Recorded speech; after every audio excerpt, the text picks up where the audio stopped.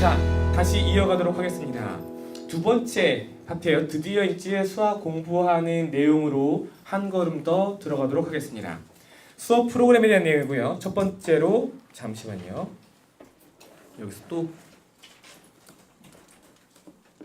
자, 수업 프로그램에 대한 내용이고 첫 번째로 토론식 학습에 대해서 몇 가지 사례들을 좀 보여드릴게요.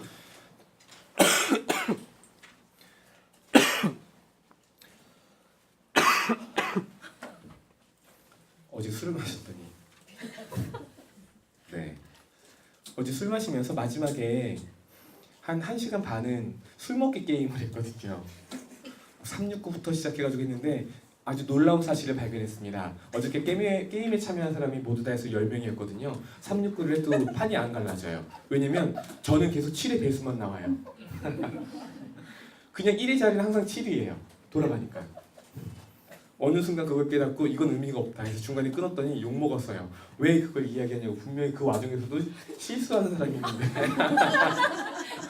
한 번 박수 치면 그냥 계속 박수만 쳐야 돼요. 말은 안 하고. 30번대로 넘어가면 이제 박수, 33번에 박수 2번이 있잖아요. 아, 이런 거에 흥미를 못 느끼시는군요. 다음에 술 먹으면 안 되기 때문에 걸려서 네, 별별 게임을 다 했습니다. 자, 토론 프로그램으로 넘어갈게요. 만점 만들기 테스트, 요게 여러분들이 하기에 가장 쉽습니다. 특별한 수업 자료도 필요 없어요. 그냥 여러분들이 수업 시간에 늘 하시던 그 자료 가지고 그냥 하시면 돼요. 에이블 스타 원장님 같은 경우에는 트레이닝 키트 가지고 하셔도 괜찮아요. 그냥 뭐든 괜찮습니다. 에이블 트레이닝 키트는 그냥 문제 자료잖아요. 15문제, 평균 15문제씩 아주 작은 부분에 있어서 연습시킬 수 있는 문제 자료들이 굉장히 많이 들어있죠. 만약에 여러분들이 그냥 스탠다드로 하셨다면 이런 자료들을 여러분들이 별도로 구비를 하시거나, 대부분의 원장님들은 이런 수업 자료들은 충분히 확보가 되셨을 겁니다. 학원을 그래도 학원 바닥에 들어오시 좀 되셨고 지난번에 근무했던 학원에서 이런 자료들을 많이 확보를 하셨다면 자료들은 충분하실 거예요. 자, 만점 만들기 테스트 진행하는 방법에 대해서 말씀을 드릴게요. 만점 만들기 테스트는 선생님이 답을 알려주지 않은 채로 학생들끼리 정답을 모두 맞히는 테스트예요. 그냥 만점 만드는 겁니다. 자, 그러면 특정한 학생이 문제를 프린트를 10문제 혹은 15문제를 줬어요. 다 풀겠죠. 다 풀면 틀리는 문제가 몇 개 포함이 되어 있겠죠. 다 맞출 수도 있겠지만 보통의 경우에 우리가 아이들이 풀어서 다 맞출 수 있는 프린트를 주는 경우는 좀 드물잖아요. 아이들이 틀릴 만한 문제들을 적당히 껴주기 마련일 겁니다. 그랬을 때 원래 수업은 이런 식으로 진행될 겁니다. 한서를 잠깐 해볼까요? 요거는 뭐 아주 그래도 화면을 전환하죠. 자, 여기 첫 번째, 이제 슬라이드에도 나오긴 하지만 그냥 테스트를 봐요. 테스트를 한 다음에 채점을 하겠죠. 원래는 보통 수업 시간에 프린트하고 채점할 때는 선생님이 답을 불러주거나 칠판에 적어주거나 하게 될 거예요. 그렇죠? 또는 아이들이 답안지가 있는 경우는 다 풀면 채점까지 하고 틀린 문제 다시 풀어봐 이렇게 정리를 하겠죠. 거기까지 가는 단계에서 이 채점 부분만 뺍니다. 왜? 아이들이 정답이 뭔지 내버려둬야 되거든요. 그러면 아이가 문제는 풀었지만 맞았는지 틀렸는지에 대한 정확한 뭔가가 없어요. 그 상태에서 혼자 만점을 만들려고 하면 첫 번째 몰랐던 문제를 갑자기 혼자 풀 수 있게 될 리가 없잖아요. 그러니까 이걸 친구랑 같이 토론식 학습으로 진행을 하게 하는 거예요. 그러면 반 전체 아이들이 이걸 가지고 1번 답 뭐야? 1번에 2번. 아, 2번. 그냥 그러고 넘어가는 게 아니라 왜 2번인지 알아야 돼요. 왜냐면 마지막에 여기에 리테스트가 있거든요. 다시 시험을 볼 거예요. 똑같은 문제 가지고. 선생님은 어쨌든 얘가 나중에 다 맞히기만 하면 돼요. 중요한 건 얘가 처음에 틀린 문제를 선생님이 뭔지는 알고 있으면 좋다라는 거. 그걸 선생님만 알고 있어야 돼요. 그리고 그 문제들을 아이들에게 다시 풀어보라고 해야 됩니다. 결국엔 이거일 거예요. 원래 이 사이에 선생님이 뭐예요? 채점하고 문제풀이 할 거 같잖아요. 질문 받아서.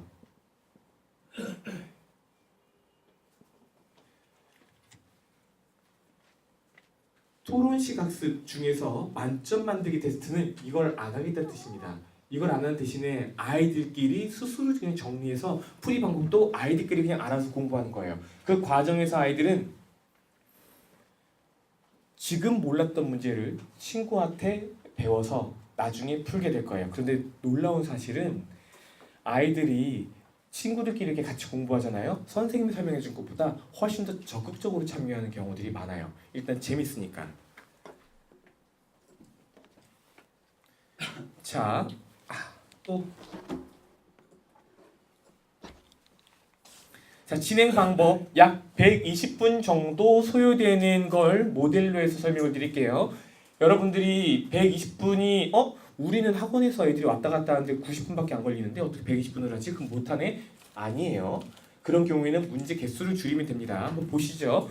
120분 걸리는 걸 전제했을 때 기준의 수업 방식은 이럴 거예요. 거의 40분에서 50분 정도 아이들에게 문제를 풀릴 거예요. 1시간 가까이 문제를 풀리고 쉬는 시간 가진 다음에 선생님이 답 한번 알려주고 틀린 문제 다시 한번 정리하게 한 다음에 질문 받아서 선생님이 쭉 풀어주고 아이들에게 다시 풀리는 이 수업이 120분 정도 걸릴 거예요. 아이들에게 문제를 25문제 정도 주면은 적어도 시간을 최소 40분에서 많게는 60분까지는 시간을 줘야 25문제 정도는 풀 겁니다. 문제 난이도가 지나치게 쉬운 게 아니라고 한다면 그러면 1시간 동안 아이들이 푼 문제를 풀이를 하기 위해서는 문항 개수가 그만큼 많다는 뜻은 질문의 개수도 많다는 뜻이에요. 한 아이가 20문제 중에서 3개, 4개 정도 틀렸다고 가정을 했을 때 5명이 앉아있으면 질문은 거의 10문제가 넘게 나올 겁니다.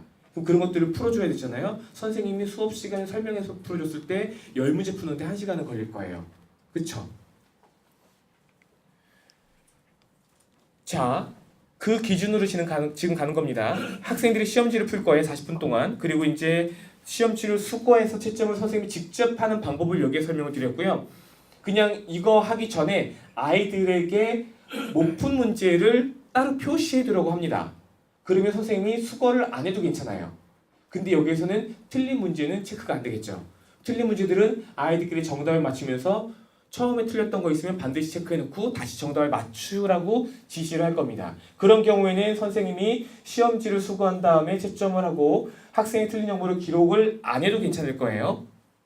여기까지는 이해가 되셨죠? 다음, 학생들끼리 채점하면서 협동학습을 진행을 할 겁니다. 대략 35분 정도면 이 모든 과정이 끝날 거예요.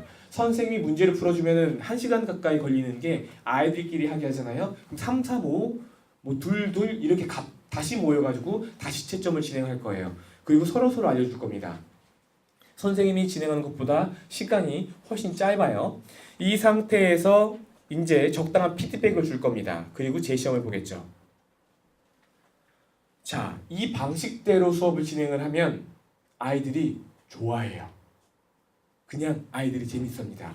더 놀라운 사실은 5번째 단계에서 처음에 틀렸던 문제들을 각자 다시 풀어보는 시간을 갖게 될 텐데 이때 유의사항은 프린트를 한 장을 더 내주는 게 좋아요. 왜냐면 아이들은 이미 풀이 과정을 갖고 있을 거니까. 그러니까 그걸 다 뺏은 다음에 책상 위에 다시 시험지만 놓고 틀린 문제 표시하라고 하고 그 문제를 다시 풀어보게 합니다. 놀라운 건 대부분의 아이들이 처음에 틀렸던 문제들을 다시 다 맞춥니다. 다시 다 맞춰요. 그 뜻은 뭐예요? 방금 전에 협동학습에서 이루어졌던 모르는 문제를 새롭게 익히는 이 과정이 효과가 좋았다는 뜻이에요.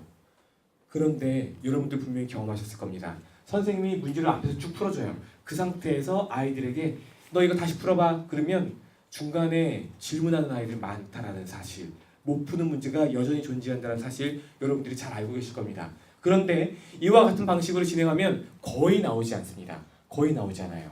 그렇다고 아주 안 나오지는 않아요. 나오는 경우가 드물게 있을 수 있습니다.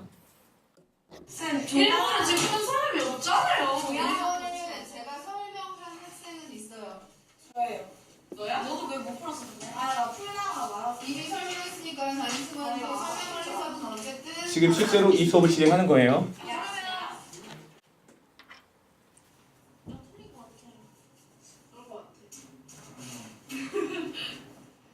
지금 정답이 확실하지가 않은 거예요. 두 명은 답을 맞힌 상태인데 나머지 아이들은 몰라요. 그래서 얘네들 두 명이 풀었다고 하는 방식이 진짜 맞는지 검증하는 과정입니다. 연두색이 맞췄어요. 안 풀고 있죠? Q가 여기고 P가 마이너스 2. 그렇지 많을 수 있지. 연두색도 확실하지가 않아요 지금. P가 마이너스 2. Q가 6. 야 이거 꼭지점을 풀면 틀려? 그러면은 잘 안 나오던데? 어? 그 꼭지점 이렇게 하다가 나답안 나왔을 때 쌤이 꼭지점을 풀려고 하셨는데 선생님 지금 개입 안 하고 있죠? 맞는 것 같아. 두 번에 가서 다시 설명해. 다시 설명해 달라고 하죠. 아직 정확하게 이해가 안 되니까.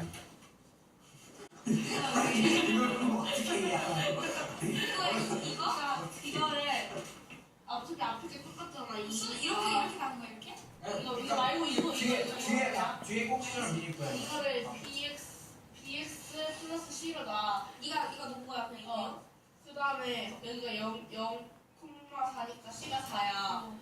거기서 이렇게 설명을 하면 설명한 친구는 이 문제를 다음에 틀릴 확률이 매우 낮아집니다. 실제로 앞서 말씀드렸던 NTL에서 러닝 피라미드, 그러니까 강의가 아이들 성적에 미친 영향이 5%라고 봤는데 teach others, 다른 친구들을 가르치잖아요. 지금 가르쳤죠. 이 순간에 문제를 가르쳐줄 친구는 2주일이 지났음에도 불구하고 그 내용을 기억하고 있을 확률이 90%예요. 야심작이 틀렸어. 다음 3이야? 나 이거 8? 8. 다시 답을 맞춰 나가고 있어요. 어려워. 개 많이 나오는데. 마이너스 2, 마이너스 1. 금방 끝납니다.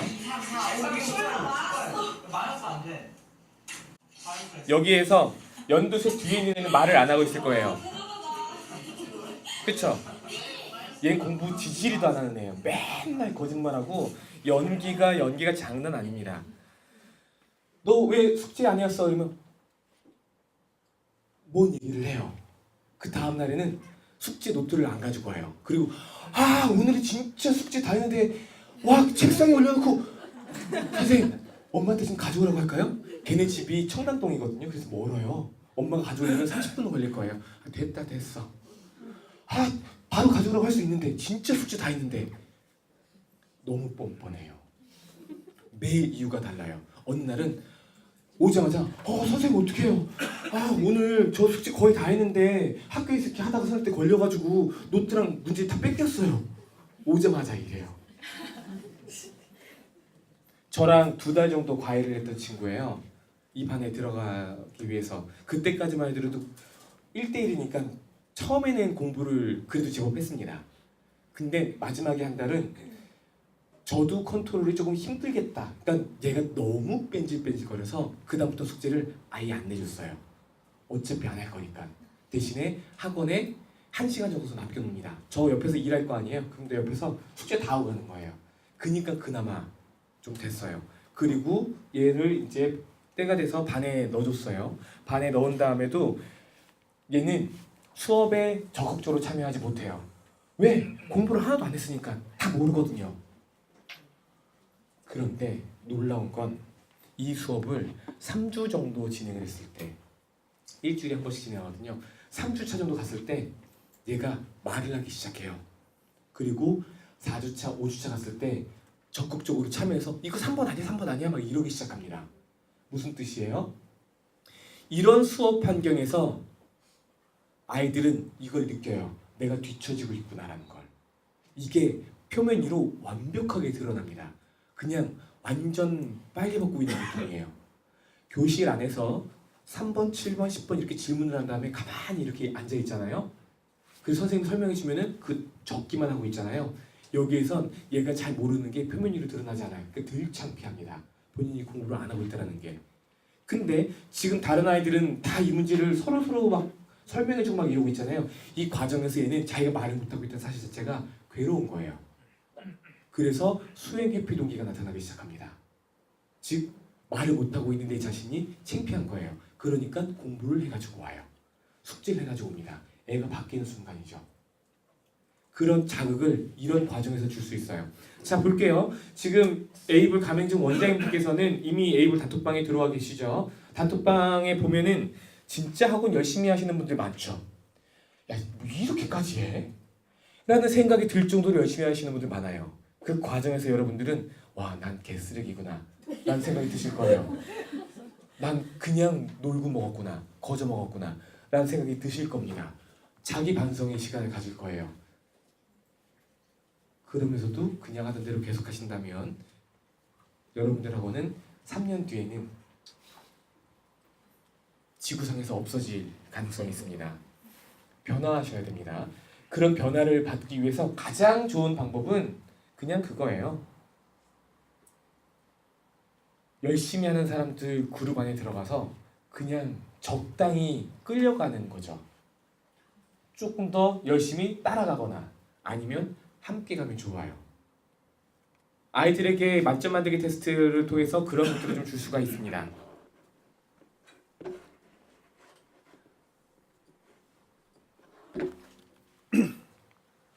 자, 만점 만들기 테스트의 장점. 테스트에서 틀린 문제를 선생님이 풀어주는 시간 동안 협동학습을 진행하는 거예요. 그러니까 이 수업을 하기 위해서 뭔가 새로운 장치를 둔다거나 수업 시간표를 조정한다거나 기존에 안 하던 것들을 하기 위해서 뭔가 해야 될 것들이 없어요. 학원에서 아이들에게 프린트를 풀리는 시간이 매일매일 있을 수도 있고 그 문제가 어떤 학원은 5문제, 어떤 학원은 50문제일 수도 있어요. 그리고 그게 한 달에 한 번일 수도 있고 뭐 그렇습니다.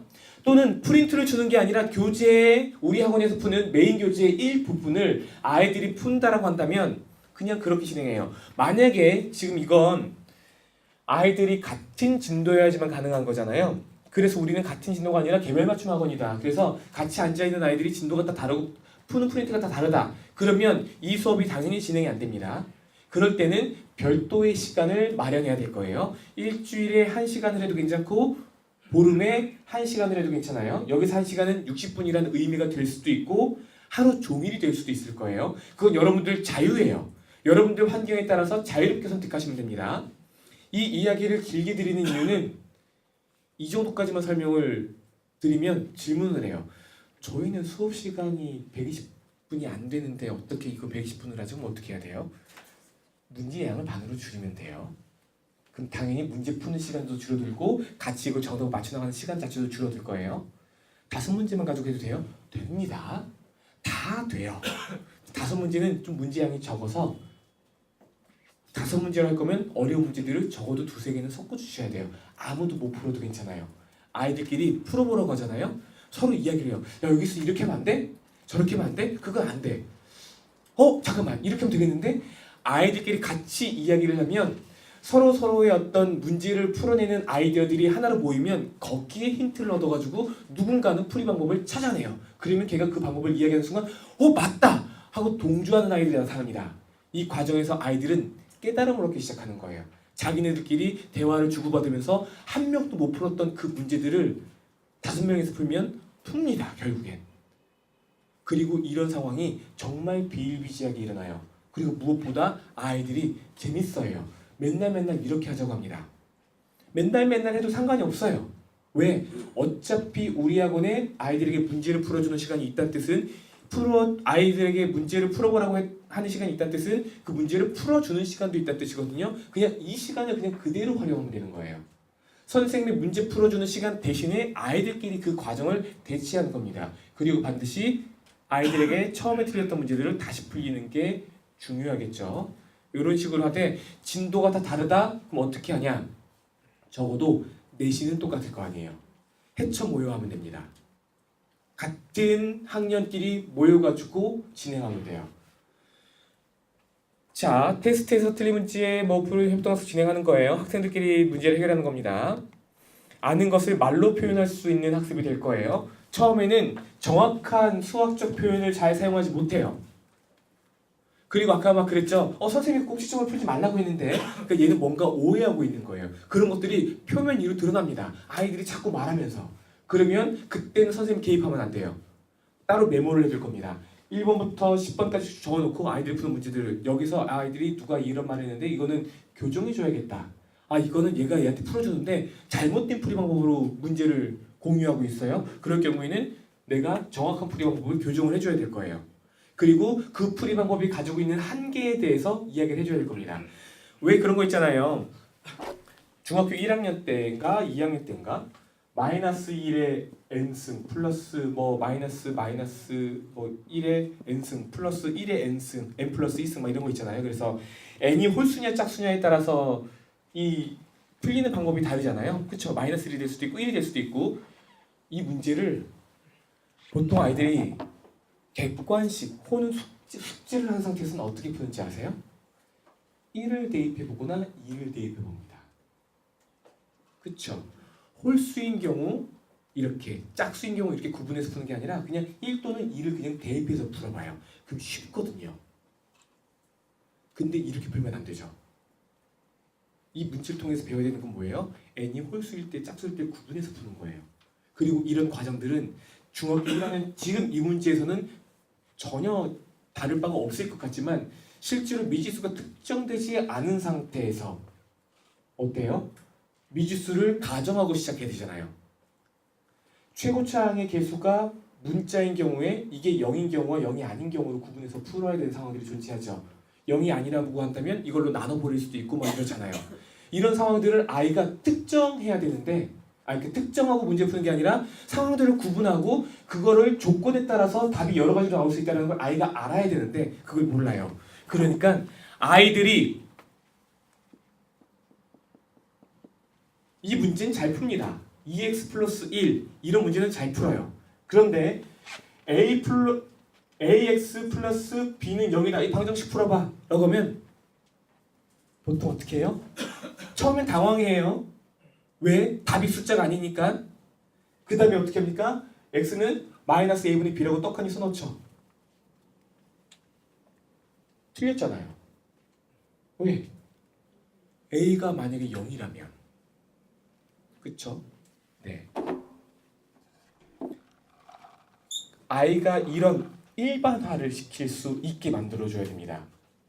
그쵸? 모든 방정식은 숫자가 특정되지 않아도 x의 값은 구할 수가 있어요.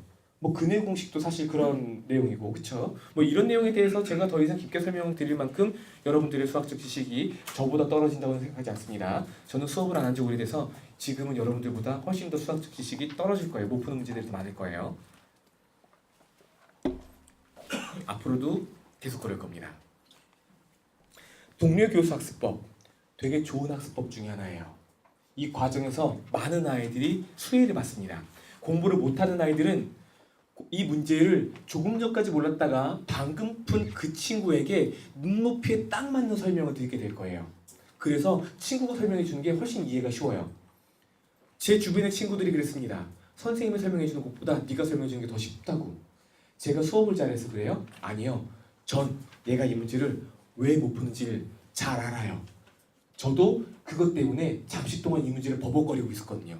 근데 이 생각이 딱 나자마자 이 문제가 쫙 풀리기 시작했어요. 그 포인트를 정확하게 알아요. 근데 선생님은 몰라요. 서울대 출신의 선생님들이 보통 고등부에서 수업할 때 4등급, 5등급의 학생을 성적을 못 만들고 이 선생님 수업이 어렵다고 하는 이유들이 아주 이런 거예요. 선생님 이거 어떻게 돼요? 그거 원래 그런 거잖아. 그건 그냥 당연한 거잖아. 애가 이걸 왜 모르는지를 몰라요. 그리고 강의를 오래 하면 오래 할수록 더 모르는 경우들이 많습니다. 너무나 당연한 지식으로 받아들여서 거기에 대해서 자연스럽게 설명을 빼고 넘어갈 거예요. 이건 일상적인 대화에서 나타납니다. 나 혼자 막 생각하다가 갑자기 말하기 시작하는 거예요. 상대방은 뭔 소리야 이게 지금?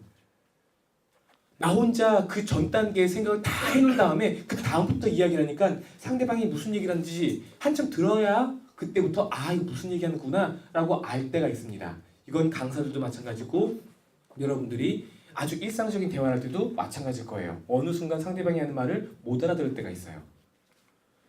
학생들이 즐거워합니다. 그리고 여기에 보시는 것처럼 요거는 APS는 미국 심리학회지예요. 심리과학 학회지입니다. 자, Improving Student Learning Effective Learning Technique이에요.